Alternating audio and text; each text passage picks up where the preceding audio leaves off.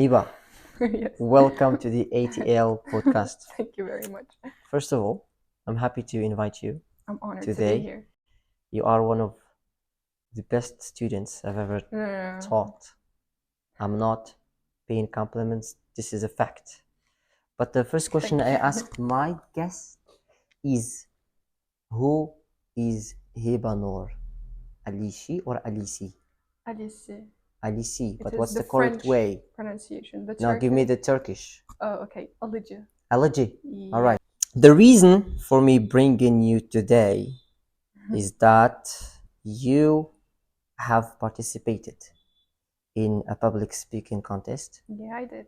and you won the first That was very rank. unexpected. But it happened.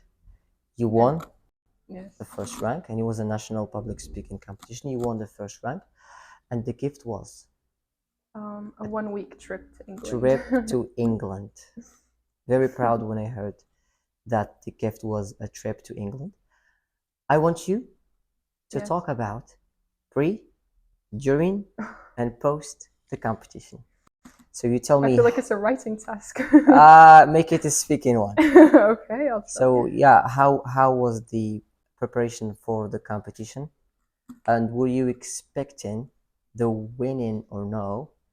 And you took a trip to London. Yes. Good. I will ask you some detailed questions Sure. about London later. Sure. But I want you now to talk about the preparation. and the touring and what was it like? So before the competition, I used to prepare, especially in the morning. I used to wake up early to rehearse, basically, after I have written my speech. I used to rehearse in the middle of the living room. It's dark, there's nobody there, and my parents, everybody's sleeping, and I look like a stupid person. I'm sorry for that word. We used to be in your shoes. Because there's no voice either, like. Oh, But yeah, and there would be a mirror in front of me. That was a trick I got from you. that's good. And yeah, I used to just rehearse on, like, just by myself. And yeah, and then I participated. I was not expecting to win anything, to get the first place or the second, neither the third. Why is that? Even though you have what it takes to be a winner. Yeah, but I always try to tell myself that it's okay if I don't win. So I try to put myself in the mindset of, like, failure is normal. So, like, if I fail, it's completely okay. So that's why I try to not force myself to. And what was the topic? Succeed. Success is a failure in disguise. So you applied what you have presented. Yeah, somehow. That's I good. did. That's good. Because that's I had failed in the previous competition I had participated, and Yeah. you know that very well. Yes, I do. And then in the second I participated, actually it was the third, I won. So you failed in the first one, Yeah, I did. and the first one was just a regional Exactly. contest. Yeah. But you managed to win the national one, and nobody expected Is it a national one? you to win. Since they took you to there, I might consider it as a national one. Okay. Yeah, so did you analyze your performance before and you said, no, I did this in a bad way, so I should not do it again? Or when I see myself in the mirror, my reflection, I see my body language, like the things I do, and I try to fix them. I try to really focus on, like, my hands. I try not to be disrespectful towards the audience, and try to always keep my body open. I try to focus on that, and I used to record my voice at the same time so that I know if the intonations are on point. Yeah, that's good. that's how I try. So you try to be, as much as you can, to be aware exactly of all the gestures you do in Exactly. front of the presenters. And I used to do it like hundreds, if not thousands of times, because once you go on stage, it's not the same thing. The atmosphere there, the environment is just so different. You get so stressed, so you might not be aware of what you do. So you have to know every step, every movement, every body gesture that you're going to do, you have to memorize them in order. So in order to give the speech That's good. properly. That's good. That's really good. And then, after you delivered your speech, they announced you as a winner. Yeah. And when did they say that the winner takes a trip to? It was actually, if I remember well, they decided it in the beginning of the competition. One of the juries said that there will be a trip to England for the person who gets the first place. And then the other two juries were like, oh, really? We didn't know about that. So they have told you before you start the competition. Yes, exactly. That's a good thing. And I just did not think that's how I was going to get it. But my friend, my classmate who was with me at IN, he was like, you're going to London this summer. Oh, that's Once he good. heard that, he was so sure Well thought about of that, him. very confident Well in saying thought. that. But didn't it motivate you when you heard that the first rank is going to go to UK, to London? It did actually, but then after I saw the other contestants and how well they have performed, I was like, there's no way I'm getting even the third place, let alone the first. So you think they might outrank you? You belittled yourself? Yeah, because I always try to do that. I That's a think you bad already thing know you my always do. personality. I do, but you do not. You should not put yourself in that But I'm always position scared again. of having confidence and having a high self-esteem. So I good. always try to limit. That's limit good. that. That's good. No problem. And then you went on which date? They To- sent you. To England? Yep. Oh, on the 3rd of August. It was my birthday. Oh, what a coincidence. It's a beautiful coincidence. And I might add this information, which is completely useless, but the day I came back to Morocco was the birthday of Ryan, my classmate who came with me. Oh, So I feel like speechless. I feel speechless. that means something. That was planned by God, of course. That was planned by God. Maybe. And now you before we jump into talk about what was it like in London, the treatments you've received, the daily routine you do with your colleagues. I guess you work with your colleagues.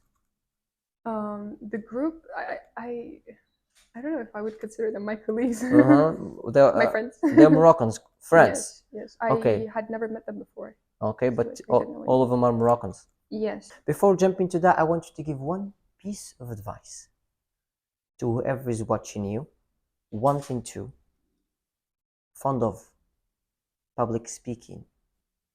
So give them one piece of advice. If they're looking forward to participating in a competition? Yeah. And they used to have the same issues you had yourself. Stress, anxiety. You don't know how to move your hand or how to raise your tone or how to step further or... So, a little disclaimer before I talk about it. I am not a professional. I'm not. You may not want to rely on what I say, but a one good piece of advice that I can give is actually to normalize stress actually and failure in our minds, because I feel like the way we view stress is just like so negative that we try to avoid it at all costs. And the more we try to avoid it, the more we stress out. And that just messes up with our speech, especially when we go on stage.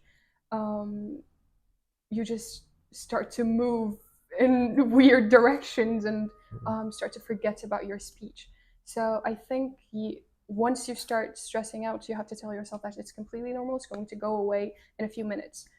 And also failure. I think that the thought of failure is what really discourages us to participate in competitions. And it kind of creates this barrier in front of us that we just cannot do anything. Like we're just like, we just keep hearing these voices in our head of like, what if I fail? What will happen if I don't do well? Yes, exactly. Yeah, they start blaming themselves. So if I don't do well, before. I failed. Okay, it's a fact. But then it means that I have to learn from that and be better in the next one, basically. Yeah. No, you learn. I hope so. Would you advise them to memorize their speech by heart, or just note the highlights That's a good point. and then try Um, to deliver a speech what spontaneously? I have noticed from other contestants I have seen is that there are not all of them. I cannot generalize it over Mm-hmm. everyone, but there were quite a lot of them who wrote their speeches relying on AI, on ChatGPT. Mm-hmm. And what happens is that ChatGPT offers you very complex sentences, Yeah. which are very hard to memorize. So instead of using ChatGPT, I think it's better um, to do the sentences, to write the sentences on your own, because Mm-hmm. it's once it's your own sentences, then you don't really need to memorize it very well and very hard, because it was yours, it came from here, so it's already here, so you don't really need to memorize it well. And when you write the whole speech yourself, what happens is that you know what's next. You know the ideas, the order of the ideas, which are going to talk next, which are going like what was said before. Mm-hmm. And also, I'm sorry, I talk too much, but That's I your think that it's really that's your important. podcast. It's really important to know what was said before as well, because if you forget about the next sentence, you have to focus on the sentence you've said just right before, so that you can, Build. yes, build on that. That's good. That's good. I see. That's it. I see. I see. Let's move on to the next question. Okay. Tell us about your stay in London. Amazing. I don't think we have Wonderful. enough time, no matter whether we stay here for Yes. 1 hour or 2 hours, to explain or detail everything. But I want you to give me, Yes. yeah, what's your first impression On the first day? of England or English people? England. England. Oh, so the first, like the second that the plane landed, I was obsessed with the weather. I know that this is something very unexpected. Yeah. But I just love the weather that just looks like it's about to rain. You love the weather in London. Yes, You know, it's not sunny at all. in fact, people hate the weather in London. Yes, I know I'm weird, but that's what I love. I don't know, I cannot explain it. I just love that so much. And as I said, once we landed, when I saw that weather, when I saw the sky, no sun, I was like, okay, it's going to be a wonderful week. So it was August and there is no sun. Barely, you could barely see the sun, and it rained. I mean, it was not a heavy rain, but it rained for 3 days, and I stayed there for a total of 8 days. So like it almost rained for the half of the trip. Yeah. But yeah, and also the air was so clean. That's good. That's a good thing. How about I love people? that. You talked about the weather, the place. You haven't talked about the place, just the weather. But how about people? Give us a little, um, give us a little information about people. Okay.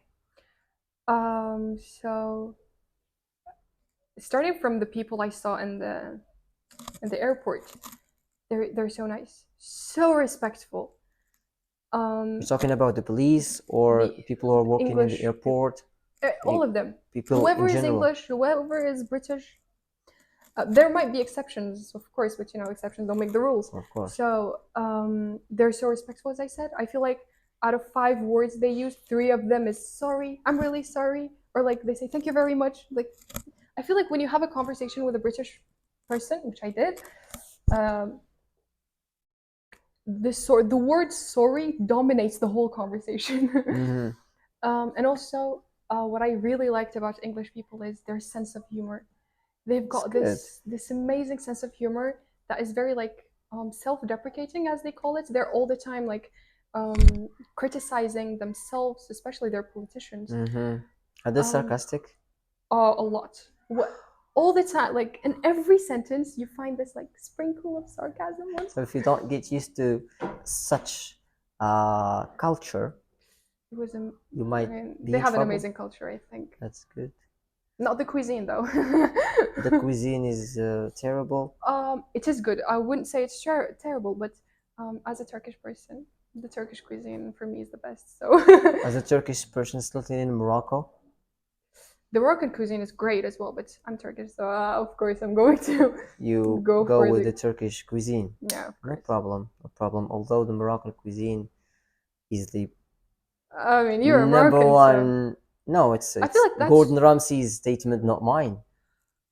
I have seen that. I'm not saying that it's unfair. Maybe the Moroccan cuisine is the best, but when I saw the top 5 list, they had England, which hasn't got a very diverse cuisine. Like they have, I feel like they have very limited. I feel like people are going to judge me for this. No, no problem. You just said they are sarcastic and they criticize everything. Oh, okay. So I criticize it's them a as well. fact. It's a fact. All right. So, what have you done back then in London? The 8 weeks. Okay, so we landed the first day. We were so tired. We slept. The next day we went to London because we did not stay in London. We stayed in a town called Reading, and I'm really happy about that actually because I feel like London is such a big city, so I feel like Reading was more calm and peaceful. Especially the nature was great. We went to London. We visited all like those touristic places. We went on a cruise tour. It was amazing. In the Thames River. So it was the 8 weeks was just wandering, sightseeing, and or you have received some But during the education. week for like 5 days, during the weekdays we had English classes in the morning. English classes. Yes. So you study English during the day. Yeah, we had 1 hour and a half of English classes and another hour and a half of activities. Activities like. The first day we did a cartoon. You did a cartoon? No, we drew it. Okay, yeah. you drew it. And for the rest of the days, we had to make a film about an environmental problem. So we got separated into groups, and we made a film. The thing about this activity is that there were people from different nationalities and ethnicities, like Japanese, Chinese. There were Italians so it as wasn't well, just Moroccans, it was people from all around the world. And I was very happy about that. That's a good thing. So in the group, there was a mixture of like Chinese, Japanese, Turkish, Moroccan. You're the only Turkish? Yes. That's good. And we, in order to be able to communicate with them, we had to speak in English. So it was a great occasion to practice. It was a English. lingua franca. Exactly. Sure. That's a good thing. And you said you have received some education in the morning and then activities. Yeah, and then in the afternoon we also had fun activities as well, but it was kind of optional. We did not really participate in all of them because we used to go to the Reading Center to shop. That's or good. Other things. Yeah, that's a good thing. What's the thing you have learned from London? Give me one thing you liked. Oh, that's a hard question because there's so many things I liked. But I think, especially in the school we stayed in, which was a boarding school, I think I got very disciplined because we used to wake up every day in the same hour in order to have our breakfast, and we had lunch at the same time. We had classes, so we had to attend them. So like everything was very well organized. And then in the afternoon, as I said, we either had activities or just anything of that kind. And we had to return at school if we were outside at a particular hour so that we could have our dinner. So like everything is well. Yeah, I feel like I got organized. Very disciplined. Well time organized. Exactly. That's and good. I feel like that's English people's life. Yes, lives is like that as well. Like they're disciplined, respectful. Okay. And sarcastic. That's a good virtue. But sarcasm shouldn't let the words you say by themselves. It should be included in whatever you utter. It's important. It creates a kind of beautiful and good atmosphere. Exactly. That's why I said I really like their sense of humor because the way they joke makes you feel more comfortable talking with them, and it kind of tells you like you can approach to me like safely. I'm just somebody like you, so you can talk to me in a very normal way. So that's the message that it gives you. That's a good thing. So unfortunately, this podcast has come to an end. I am very, very sad to tell you this. I enjoyed I did. conversation with you. I always do. I was You very have honored. so much to say in a good way. I learn from you, even though Oh, that's great. it's supposed to be the Yes. other way around, but we are all students Yes. of life. Thank you for accepting Thank you the for podcast inviting me. invitation, and happy to see you. Thank you very much for coming. Thank you very much.